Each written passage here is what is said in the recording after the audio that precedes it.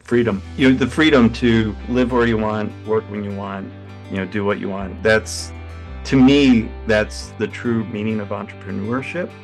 Unfortunately, a lot of entrepreneurs get into owning a job rather than owning a business. And so that dream becomes a nightmare very quickly. And that's what happened to me until I learned how to systemize my business so that it could run without me.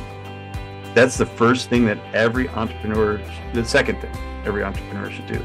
First is learn how to sell. And second is systemize your business so that it can run without you.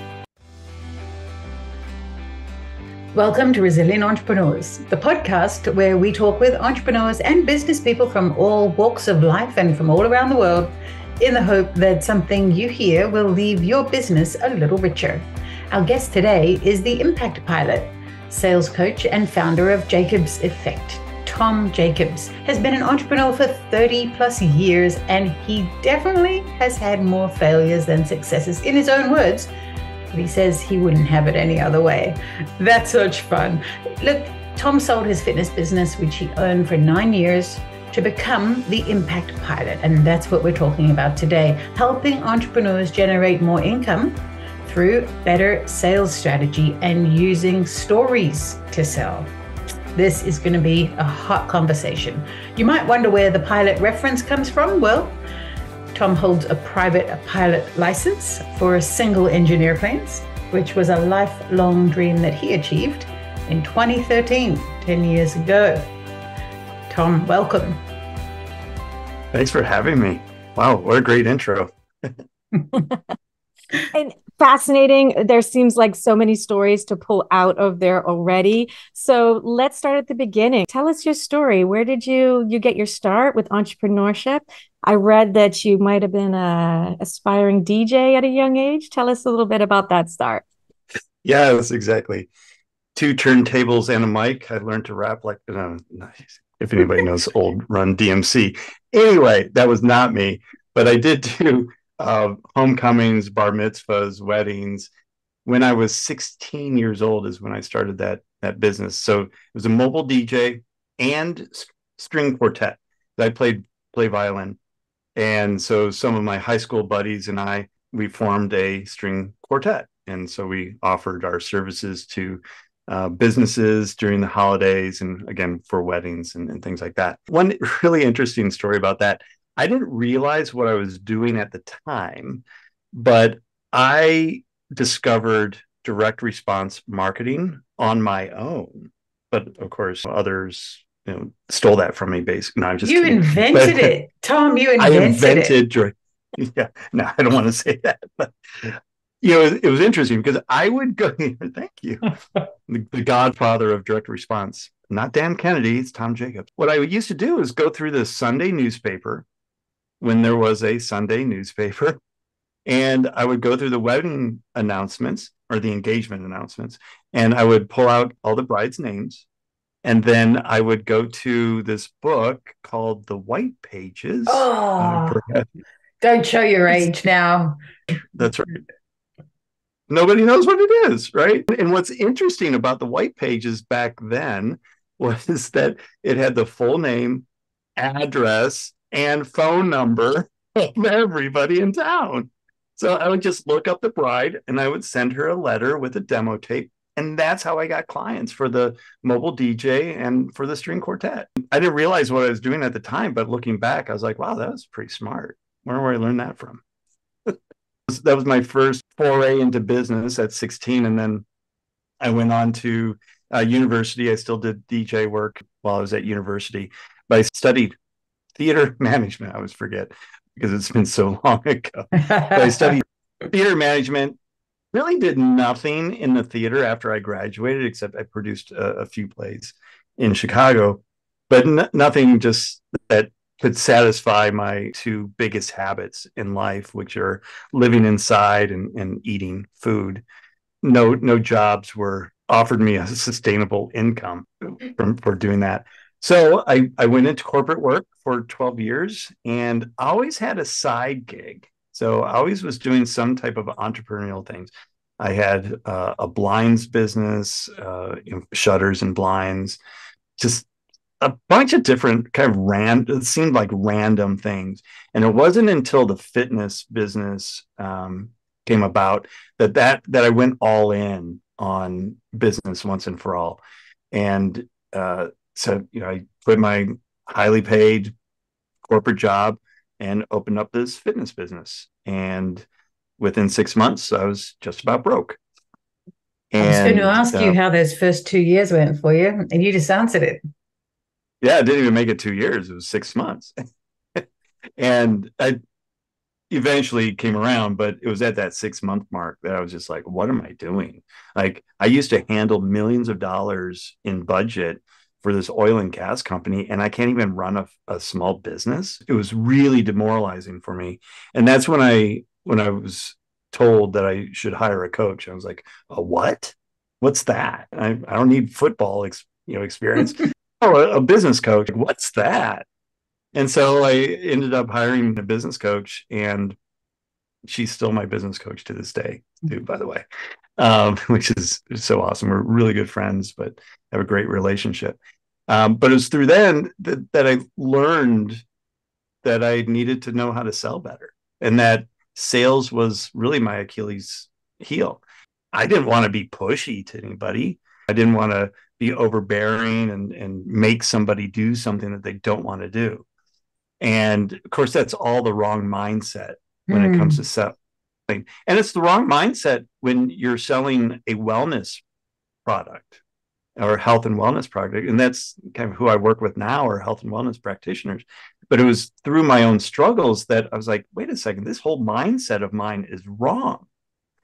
And so I read a bunch of sales psychology books. I took some courses, and I put everything together and just started to come up with my own process to sell. And the second 6 months was a wonderful turnaround, because the second year of business, I did $400,000 of gross revenue. The first year, I only did 100, and just like barely, making rent each month. So, and it was only because of sales. So you give the full credit of success in a business to being able to sell, I imagine. 100%. And that's how I tell every new entrepreneur, say, do whatever you can to learn how to sell, because that is the number one skill that you need. And even if you're not going to sell long term, you still need the skill so that you can train others to sell for you. Yeah. So what's the secret? Secret to selling is that it is a process. And once you have your process defined with the right questions that you're going to ask to create this collaborative conversation about how we're going to fix a problem, then you're going to be successful in sales. That's what I teach people now is, don't think of yourself as a salesperson, because that has some negative connotations to it, unfortunately, still to this day. But think of yourself as a problem solver. The people that are coming to you have a problem. They may or may not know that they have it, and they may or may not know that it's a big enough problem to spend a couple $1,000s fixing. But that is your job, is to find out what the problem is and make sure that the prospect understands how large of a problem that is for them, so that they can make an informed decision whether to purchase your solution or not. Yeah. That's it. So simple. It is so simple. And I like what you just said about collaborative conversation. Like it's the collaborative part is nice. It feels a lot more safe. Sales does feel icky. It feels icky, and you feel like you are pestering people. And how many times do we need to reach someone before we make a sale? Because I think that's the part that confuses a lot of entrepreneurs. They think one marketing email should bring them all the sales, right? If only, right? Or one direct response letter with a demo tape will get you a bunch of wedding gigs, right? Now, I operate a call center as well, where we do follow up for folks, and for lead follow up to book appointment. It takes, on average, 10 attempts by phone or text to get somebody to respond, after they've initially filled out a form online asking for a response. Isn't that crazy? That's just absolutely bananas to me. 10 And touches. that's just to get them to respond, not to convert them to a sale. Is that what you're saying? Yeah, just to respond. Yeah. So you can have a conversation to then book an appointment and then to have the sales conversation. So, in today's age, like the whole idea of, build it and they will come is completely inaccurate. It's not going to happen. It's not the field of dreams. It's reality is that, you have to do the work to get people to book an appointment, even when they've raised up their hand and said, "Hey, I'm kind of interested, but tell me more." And I did a study when I first started the call center and the appointment setting service, where I called 100 fitness centers, and I just focused in on fitness centers because that's the world that it came out of. And so we didn't call them; we filled out the form online of 100, and only 26 responded. And out of those 26, I think it was only like 13 responded by phone.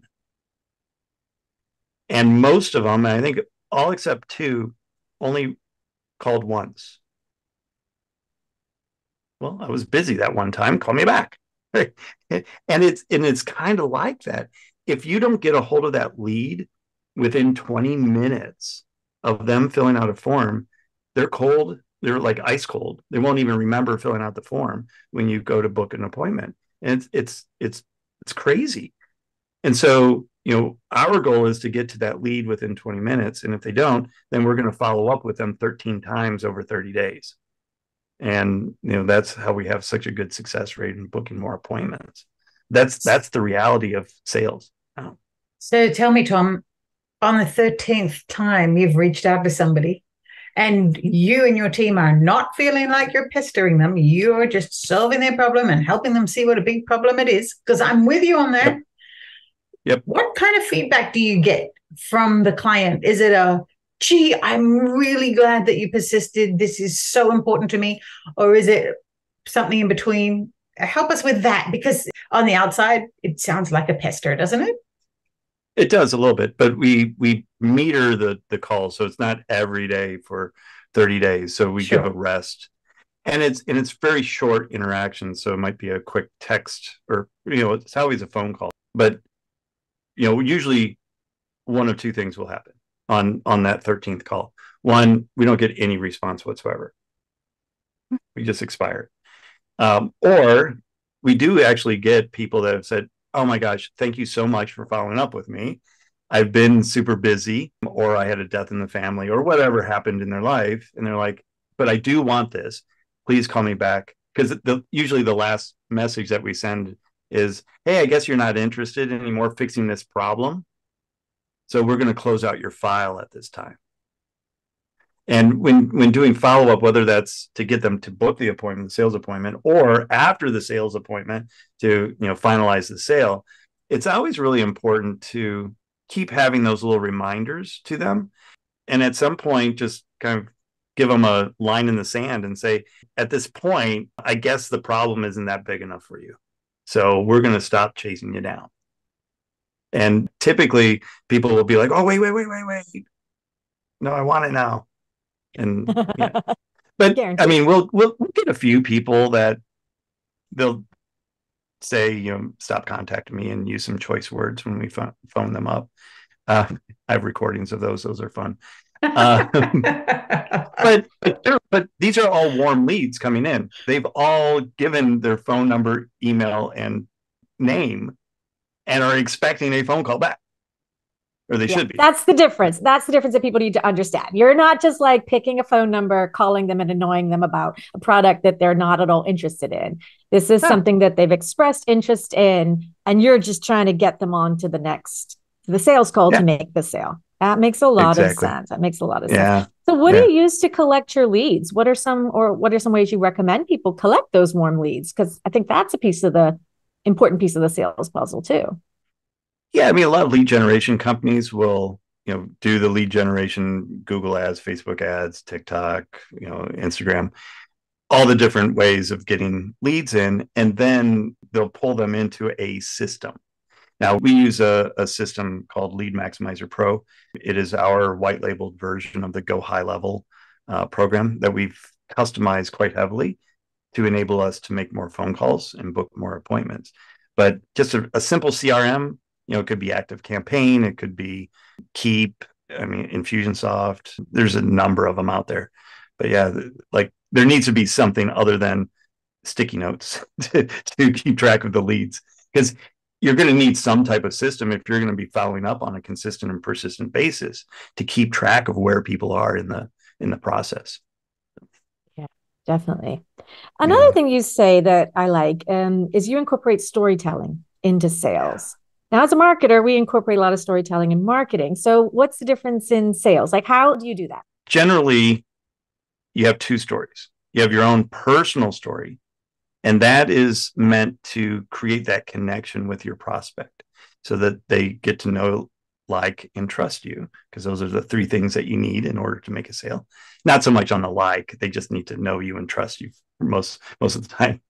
By telling your own personal story of why you're representing this product, why you started this business, why you're doing what you're doing right now is so important, because we often forget, especially B2B or sales, that a lot of salespeople think, well, this is a business, and why would I need to tell a story? It's a business.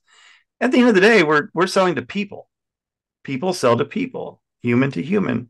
And to create that human connection, story is the fastest and most effective way of creating that connection between two people. And when you tell a personal story, and it could be a tragedy, which is where most people's minds go, right? Is, oh, let me share my story, my rags to riches, my near-death experience, or whatever, the story is. But you can also have the comedies as well. Oftentimes I'll talk about, the day that I got my pilot's license, and what a wonderful and yet traumatic day that was for me. And other times in my life were first day of opening a new business. It's like, wow, this is so exciting. And then 6 months of, oh, this really sucks. I want to get out of this business.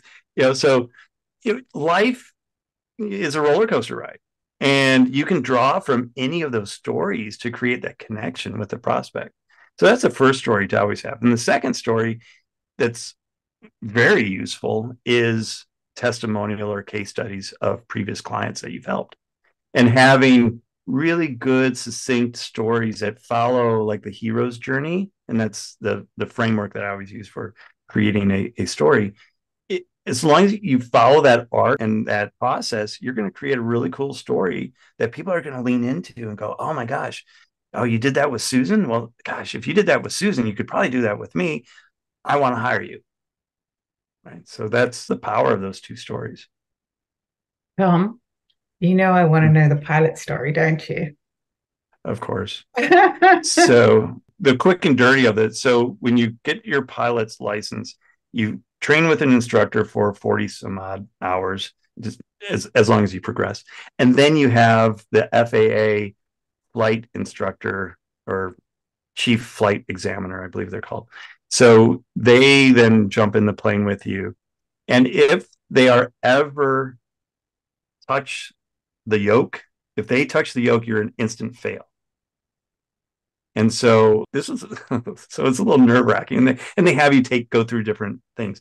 So I'm going through a procedure stalling the airplane, and I wasn't doing it the proper way, and we almost went into a circle in a plane that shouldn't do a circle. And the examiner was 2 seconds away from touching the yoke, and I was like, I just changed things real fast and then got control of the plane.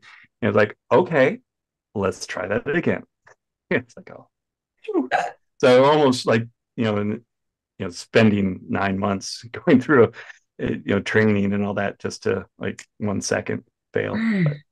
And not to mention the fact that you might have rolled the plane and goodness knows what might have happened out of that. This stuff happens. Fantastic. Yeah, that was a slight distraction for me when you said, it was a squirrel moment. It's like, there was drama on getting the pilot's license. I need to know what that is. See, and And you that's hooked actually her in. You hooked her in, Tom. I love it. See, it that's shows the right. Well, power.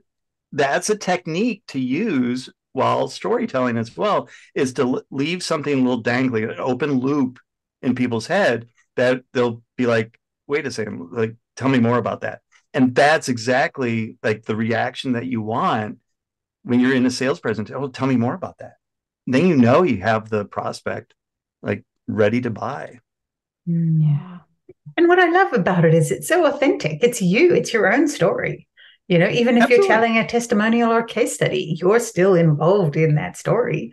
And why don't we just want to be authentic with each other? And like you said, bring the humanity back into this whole process. Absolutely. And you can't deny a story. It's really hard to tell us, oh, you're lying about that. Like, how rude would that be? Right. So, versus giving facts and figures about your product or your service, like, first of all, that's going to bore people to tears. And second, they can dispute it. They go, like, well, show us the research on that. Like, I want to look at this. With the story, it's true. Right? Yeah. And far more interesting. Far more Far more interesting. interesting. What would your view be on using AI, artificial intelligence, in the sales process?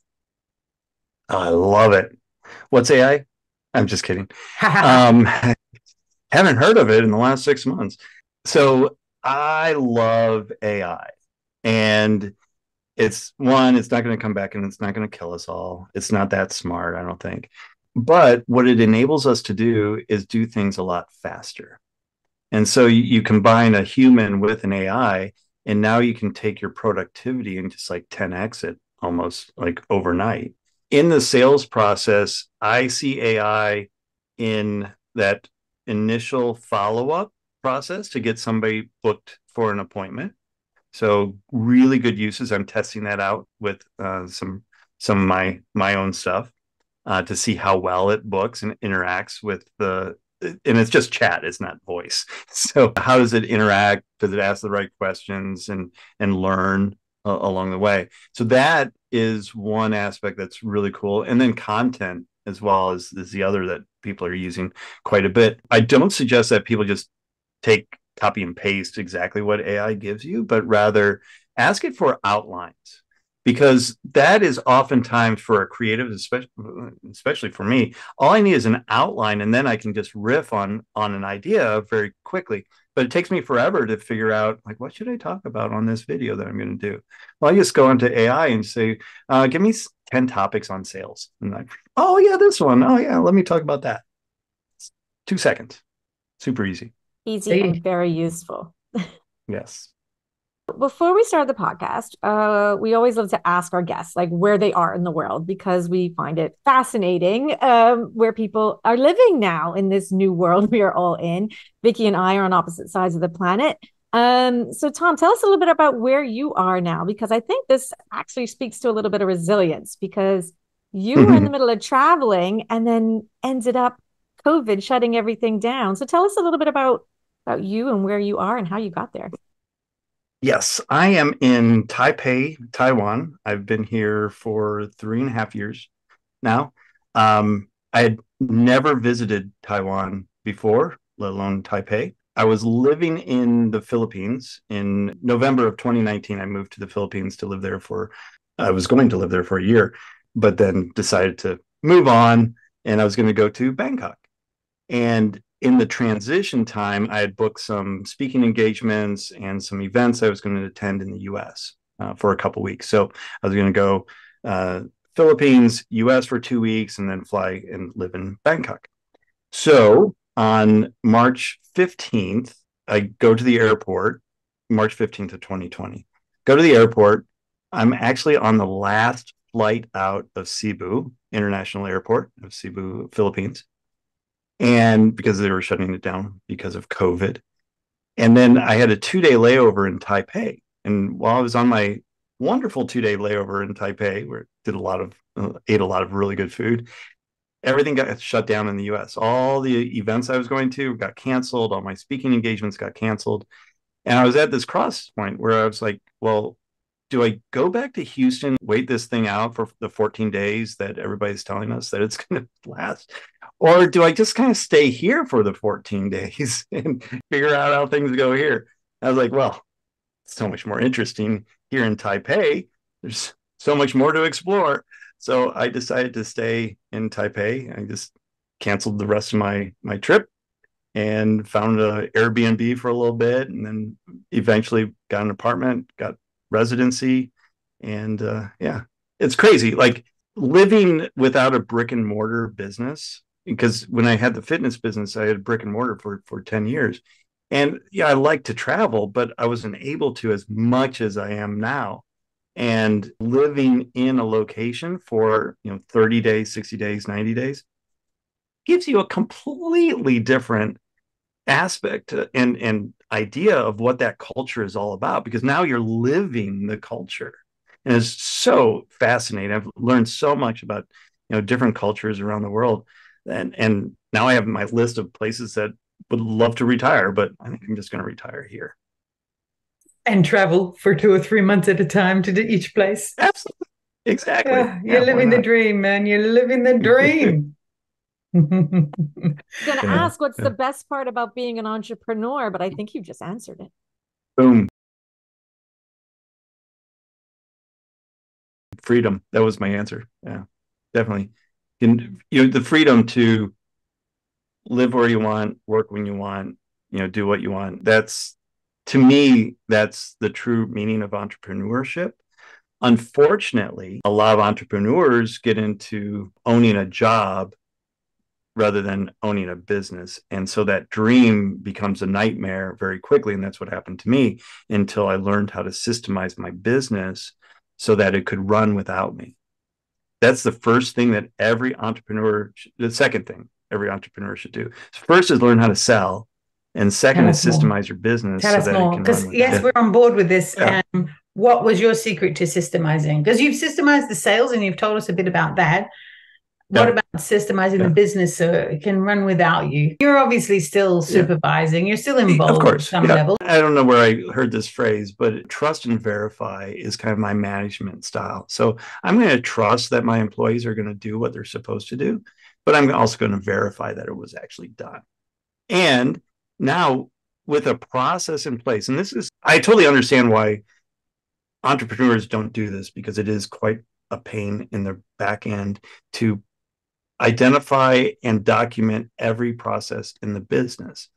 And it really hit home for me when I owned the gym and I was traveling, and my general manager called me once during our normal just check-in calls. And she was really upset with the trainers because they didn't know how to turn on the stereo in the morning when they opened, or the lights, like which lights to turn on, at 5 o'clock in the morning for the facility. I was like, of course they don't know. There's no process on that. I said, well, we need to write a process. And as silly of an example as that is, you really do need to, you're an opener. This is what you need to do. Go over to this light switch. You have a picture of it, and you show like which light switches need to be on. And then you show a picture of the stereo system and which buttons to press to get the music going. But what that's going to do for you now, instead of getting upset at employees for not knowing what to do, now you can go back to the process. You can manage the process and not the people. That becomes a much easier conversation when you're disciplining somebody, is going up to them and saying, hey, I noticed that when you made this call, like you didn't tick these boxes and things like that. Was there an issue with the process that we didn't document it right? And then usually you get this look on their face like, no, I just forgot to look at the process. Oh, okay. So what's our learning here then? That I need to watch the process, or I need to do the process or relearn the process. Okay, good. Well, here's a printout of the process. So study it, put it in front of you at all times, and now you won't mess up again. And so that, it becomes a much easier, like I said, much easier conversation to talk about the process instead of attacking people. Yeah. Yeah, because managing employees is probably one of the things that prevents a lot of entrepreneurs for taking that next step to really scale their business up. Because it's one thing managing your own life; it's a whole other thing when you've got to think about other people, and sometimes they just hesitate to do that. But if you think of it in terms of systems, in terms of processes, makes it a little bit less scary, I think. And I like that. I like what you were just saying about it's about the process. And you can say, hey, is there a problem with the process? This is the process. Are you unclear about some part of this? Yeah. Oh, yeah. It's a different Yeah. response from the employee. Yeah. Yeah. And we have that now in the call center too, because I couldn't imagine like where we have like 15, 16 employees. Every time that they'd have a question, come to me and ask, like, hit me up on Slack. Hey, Tom, how do I do it? Just, close the business now. Like that, if that happened, you would, no business owner should be getting a how do I phone call at 2 o'clock in the morning or whenever, ever, right? Especially if they're on vacation. They should never get a how do I. And that's, as I'm creating in different businesses that I've had, as I was creating documentation, I would set up either a paper or an electronic file called how do I. And every employee, they would have to, instead of coming to me and saying, hey, Tom, how do I? They just write it in that book and then I'll write a process on it, or we'll write a process together on it. So that becomes very easy to document. What processes need to be done first is the ones that people keep asking the same question. Gold, gold. Now, how long did it take you from starting your sales? Let's look at the call center business. Yeah. How long did it take you from zero to now, as far as getting those systems? Just so. Yeah, well, because I I learned from past failures, which is part of resilience as well. I started with process. So, like from day one, every time I was teaching somebody to do something, I would do a screen recording of it. And then they would be responsible for documenting the process in a Word document. And then we, transitioned that all online. So now the employees are able to go through and find stuff very easily. And, the company that we got the software from calls it the find and follow process. And so you find the process. So we have to teach them how to find it, and then we teach them how to follow it. And you do that one time, and it doesn't matter what the process is, they've learned now how to find and follow. So it streamlines onboarding a new employee. And when it costs, a couple $1,000 to onboard a new employee, if you're not getting them up to speed really, really fast, you're just wasting money. And one of the best ways is to show them how to find your processes and how to follow them. And then, it's like giving somebody a loaf of bread or teaching them or fish or teaching them to fish. I forget the analogy there, but yeah, teach them how to fish. So you just don't want to give them the fish. No, it makes so much sense. Just switching gears just a little bit, I'd love for you to hop back in a time machine and take yourself back to 18-year-old you. You've had some experience as an entrepreneur, had experience in marketing, right? You've learned a few lessons already, but now you're heading to university and your life's about to take a slightly different direction, but you don't know it yet. What advice would you like to go back and give that 18-year-old self? I would tell 18-year-old me to say yes more. Yes to opportunities. Every time I think back what opportunities are missed, and oftentimes we don't know what opportunities are missed because we're not looking for opportunities. So number one is to be very clear on what opportunities you're open to. And once you're clear in your head and you just kind of, picture, like I give the example when I was working with a lot of fitness trainers, like if they didn't have a premises already to train out of, I was like, well, envision what that looks like. Is it a storefront? Is it in a strip mall? Is it a standalone? Is it 2-story? Really visualize what you see your facility to look like. And once you've done that, now these opportunities will start to present themselves to you. Not that just by doing this and manifestation and all this woo-woo stuff, that's not the case. It's just that now you're looking for it subconsciously rather than just like, oh, if something happens, it happens. If you ever dreamt about a car or like buying, or you've thought about buying a new car, it's, oh, I want to buy that new Audi that I just saw. And now all of a sudden, all you see are these new Audis, right? Yeah. That's a RAS system, reticular activation system in play, because now you're open to those visualizations that you've already had. Your brain is just programmed. So like knowing what opportunities that I'm looking for and what, that 5-year plan, that 10-year plan. And then as things happen, it's just say yes. As long as it's not stupid and illegal, why not? The Thai, I was living in Thailand for a little bit, and the Thai have the same never try, never know. I think that's just beautiful. It's like, yeah, try something once. If it doesn't kill you, don't try it again. If you don't like it. Yeah. That's a great saying. It's such a peaceful way of saying never try, never know. It's not forcing you to do anything, it's just leaving it open to you to consider. That's beautiful. What positive influences do you have in your life, Tom, as far as favorite book, someone you're following at the moment on podcasts? It's a good question. One of my favorite books, and this is on sales as well, is The Introvert's Edge to Selling. And it's Matthew Pollard. He's an Australian as well, but living in the US. And just, I'm an introvert. And when I read this book, I was like, oh, yes, that's me. I always use my introversion as an excuse why I couldn't be a really top salesperson. And, this gave me permission now. This book was like, no, introverts actually make better salespeople than extroverts. Ooh, do because tell. I know we love to follow a process. And it doesn't matter if we're on or off. We just follow the process. We just do the steps. A lot of extroverted salespeople, I was coaching one woman who's a extrovert salesperson. I forget her name, Sharon. Let's just say Sharon.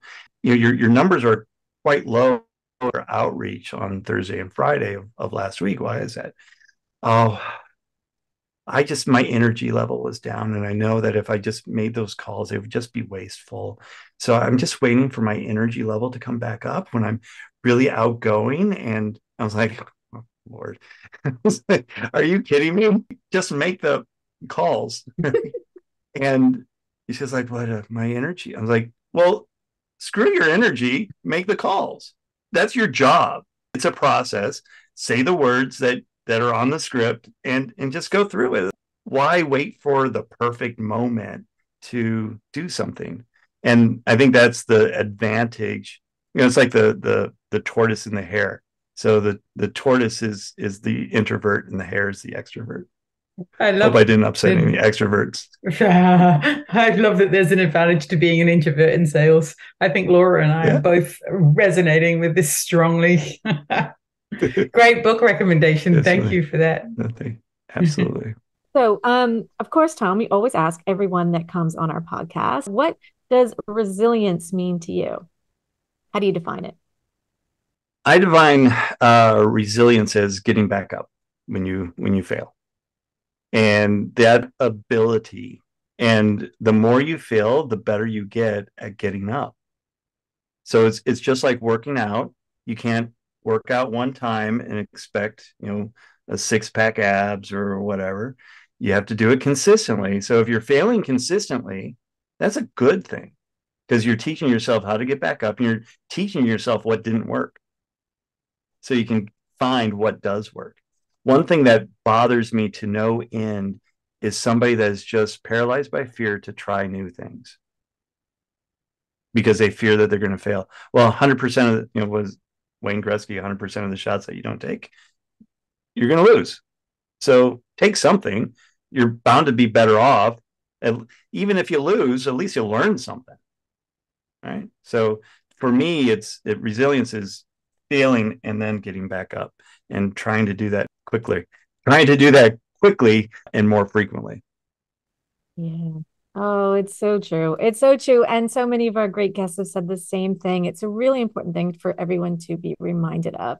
It's okay to fail. Don't fear failure. In fact, the faster you can fail, the faster you learn what not to do again, right? And which we've talked about Yeah. so much today is exactly that. Like, just keep going, keep getting back up, stay resilient, because that's what makes amazing entrepreneurs. And entrepreneurs are the ones that really make change in this world.